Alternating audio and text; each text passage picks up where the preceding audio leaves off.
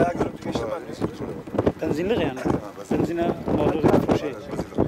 Peki vur Falan da geçti. Ama Masayı da sanki ben petrol söylemişim ya. hatta. Ben GSP olarak yanında kullanabilirim. Sanki petrol ya. Ha, benim petrol yakısı. Yok hayır. Petrol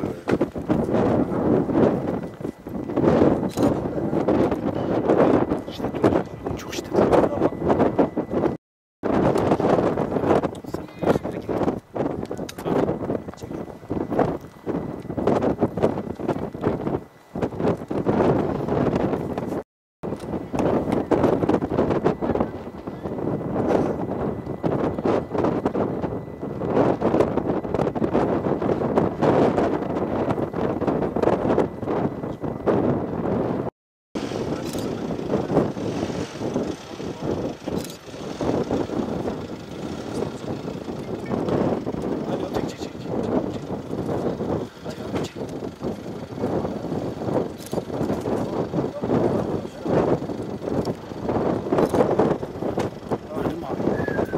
Savaş istiyor.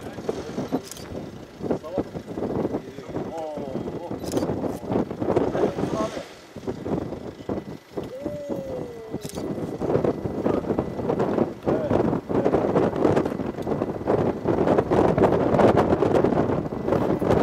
Görüyor musun beni? Ya abi ses var. Gözlüğü çıkar.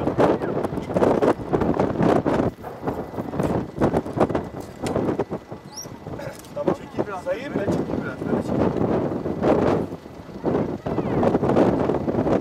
Silivri'den nasıl idare edecek? Tabii oğlum oraya. Acayip çarptı var. Evet. Çok. Sayayım mı?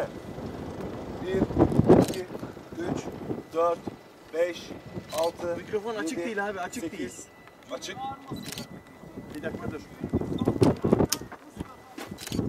Açık Konuş açık. bakayım. Bir dakika. Kameradan bir şey yapıyor Cem abi. Orada bir şey arıza var galiba. 1, 2, 3, 4, 5, 6, 7, 8, 9, 10, 11, 12. Ne oldu ya?